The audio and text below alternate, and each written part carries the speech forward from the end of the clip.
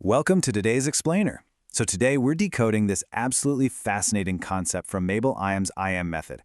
And we're not talking about some mystical, pie-in-the-sky personal transformation here. No, we're looking at this as a highly practical, literal operating system upgrade for your mind.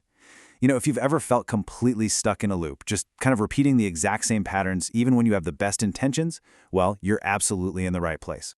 Okay, let's just jump right in, because this quote basically sets the baseline for everything we're talking about today. Your next level of success does not require a new life, but a new identity capable of living that life. Think about that for a second.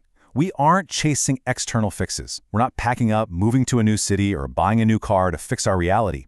Instead, we're upgrading the identity that's driving that reality, right? It's about changing the driver, not the car. So we're going to navigate this internal upgrade in 5 quick phases today. First, the mind's operating system. Second, the ultimate OS upgrade. Third, the I Am transformation engine. Fourth, activating the alter self. And finally, the integrated I Am self. Let's get to it. All right, part 1, the mind's operating system, identifying the glitch. So here's the thing. Most people live their entire lives governed by what we call the conditioned self. You can think of this as the default software that got installed in your brain totally without your permission. It's this deregulated state where your past, your family history, old wounds, basic survival mechanisms, they're completely calling the shots right now in your present. You're essentially just running on autopilot. And a lot of times, we actually mistake those conditioned knee-jerk reactions for our true personality or our destiny. Just look at the stark contrast in how these two operating systems handle the exact same world. With the old OS, you're operating on a low frequency. Something happens, stimulus, and your brain instantly interprets it through the lens of your past, and boom, you automatically react. There's literally no space in between. But check out the new OS, the high-frequency state. Something happens, and you observe it. You take a beat, you regulate your nervous system, you make a conscious choice, and only then do you take action. Upgrading the system gives you the ultimate superpower, the actual space to choose. Moving right along to part 2, the ultimate OS upgrade, a paradigm shift. The core philosophy we're digging into today is pretty straightforward, and honestly, it's incredibly liberating. True identity transformation is an internal rewiring. It's not a change of scenery. You don't actually need a new boss or a new partner or a massive bank account to kick this off. What you need is a totally new way of inhabiting the world. Basically, you gotta upgrade the software before the hardware can perform at its peak. And this shift, it completely changes how we view ourselves. Over on the left, we've got the ego. Now, the ego isn't necessarily a bad thing, but it is static. It's totally boxed in by your history. Its core motto is basically, well, I am who I've learned to be, and that's just how I am. But on the right, we have the I Am integrated self. And this is a dynamic, fluid state. It's the realization that you are way more than just one static, unchanging version of yourself. You're an integrated system. You're fully capable of directing your own universe by just tapping into different parts of your potential whenever you need them. Okay, part 3, the IAM transformation engine, the mechanism. At the absolute heart of this method is a transformation engine known as the IAM sequence: identity, activation, and manifestation. Now, this isn't just some catchy acronym, okay? It is a literal, step-by-step sequence for generating real-world results. And for this explainer, we are zeroing in purely on this practical framework, the direct, nuts and bolts mechanics of how you actually engineer this change. Let's step through the engine together. Step 1 is identity. This is your diagnostic phase. You kind of have to look in the mirror and honestly recognize your current conditioned programming.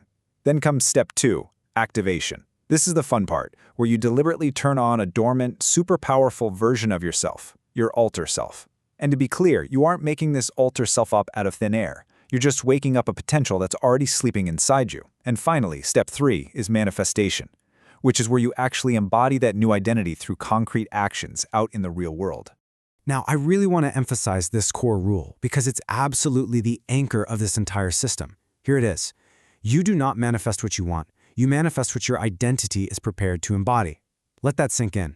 You can want success or peace or abundance all day long, but if your internal operating system is still stubbornly programmed for survival and victimization, well, that's exactly what you're going to keep producing. The internal always dictates the external, always. Which brings us to part 4, activating the alter self, the on switch. So, how do we actually do this? You don't just sit around and vaguely daydream about changing, you use what's called an activation threshold. Think of this as a deliberate, concrete physical or symbolic action that acts as a literal on switch. It physically sends a biological signal straight to your nervous system, yanking you right out of that old, conditioned, reactive state and dropping you firmly into the driver's seat of conscious choice. And there are some incredibly tangible, everyday triggers you can use to activate this alter self, which makes this whole abstract concept wonderfully grounded. It could literally be putting on a specific ring or slipping on a certain pair of glasses, like Clark Kent turning into Superman. It could be an exclusive fragrance. It can even be a physical shift in your posture. The source material actually references the Marilyn moment, where Marilyn Monroe would consciously shift her internal presence and posture, and suddenly, the entire world would respond completely differently to her walking down the street. Or hey, it can even be a silent internal mantra that you repeat to yourself. But here is the absolute secret sauce to making this work. Exclusive use. Whatever sensory trigger you choose, it must only be used when you are activating your alter self, period. So if you pick a specific cologne as your trigger, you cannot wear it to just lounge around the house on a lazy Sunday. No way. You only put it on when you are stepping into that high-frequency, high-performance state. That is exactly how you build an unbreakable neurological link between a simple physical action and a massive mental upgrade. And finally, part 5, the integrated IAM self, system integration. So where is all this heading? The ultimate goal here is integration. This is where the real magic happens. Integration is that beautiful state where this whole operating system upgrade stops feeling like some manual ritual you have to do. The alter self ceases to be this performance that you put on just for difficult meetings or tough conversations. Instead, it seamlessly becomes your natural, default way of co-creating your reality. You don't have to force the high-frequency choice anymore, because it's simply who you've become. I'm going to leave you with this final, provocative thought to chew on today. We've seen that the hardware of your life is entirely dictated by the software of your identity. So, if your inner world truly directs your universe, which version of you is behind the wheel right now? Is it your conditioned past, or is it your consciously chosen future? Thanks so much for joining me on this explainer, and I highly encourage you to start experimenting with your own activation thresholds today. See you next time.